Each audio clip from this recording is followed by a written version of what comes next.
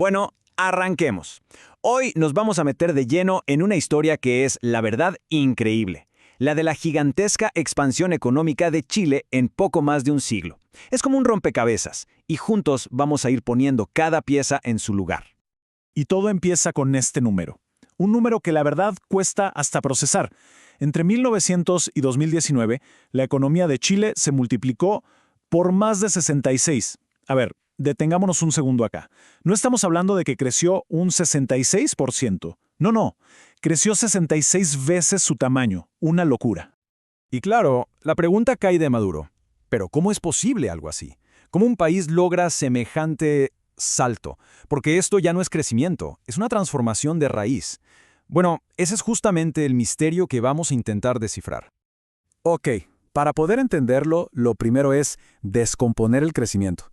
Pensemos que es como una receta. No basta con echar más y más ingredientes al azar.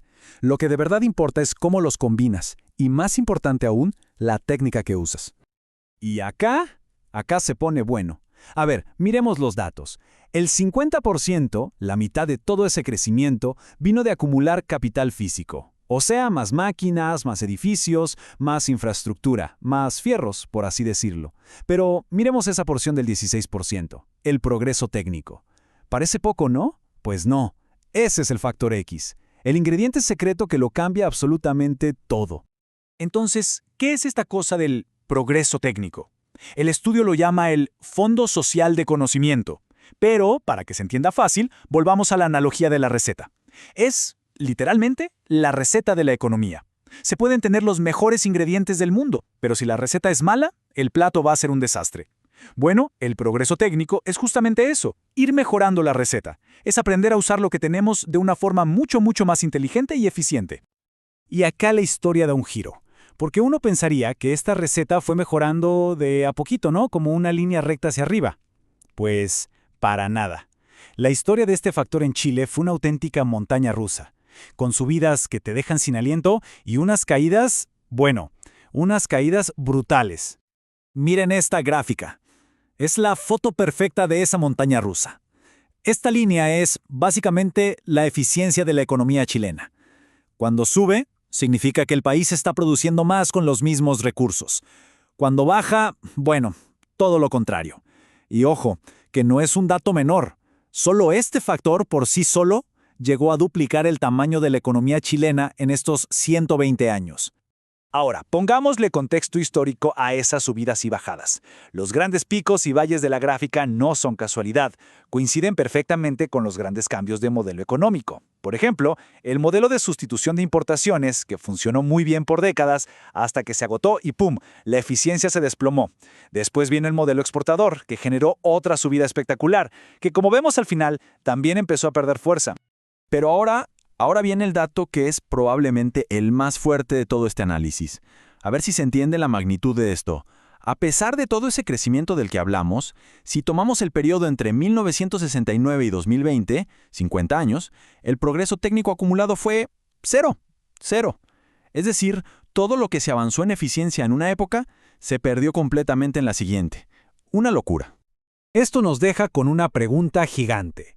Si la eficiencia neta fue cero por 50 años, ¿de dónde salió el crecimiento?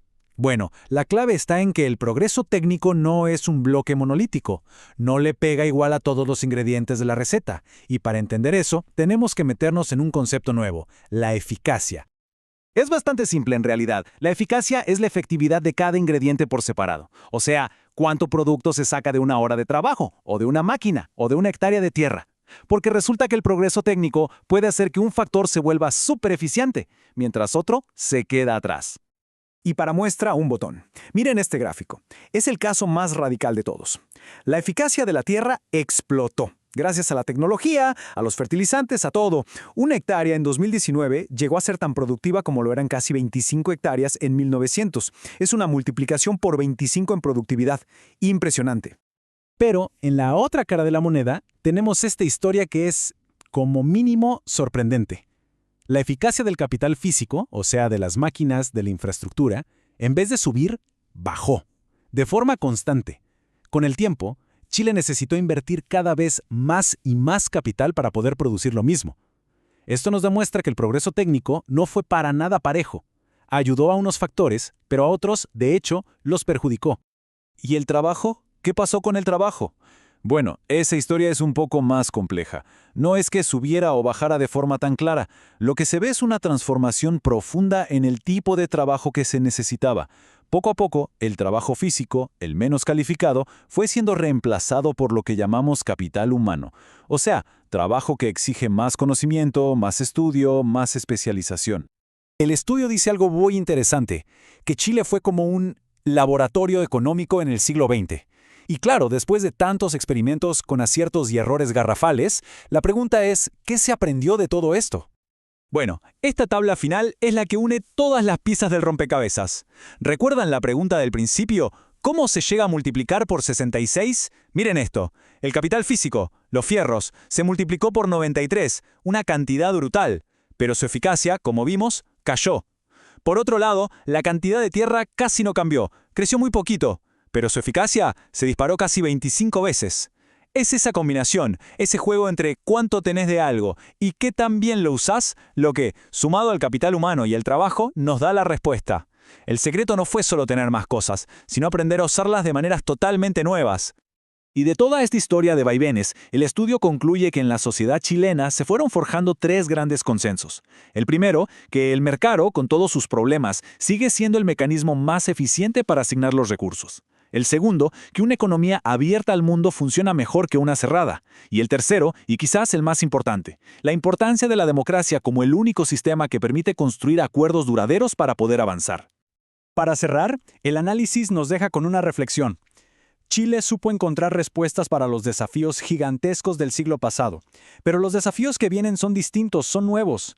Y la gran pregunta que queda flotando es si la sociedad chilena será capaz de construir nuevas respuestas para estos nuevos problemas, o si por el contrario, no lograrlo significa un nuevo periodo de estancamiento.